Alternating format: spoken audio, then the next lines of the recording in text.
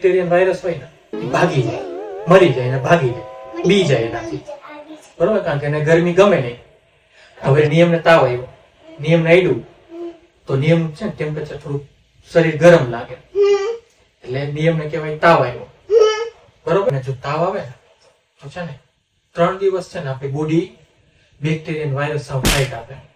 3 દિવસ સુધી આપણું બોડીનું ટેમ્પરેચર છે ને વધારે હોય.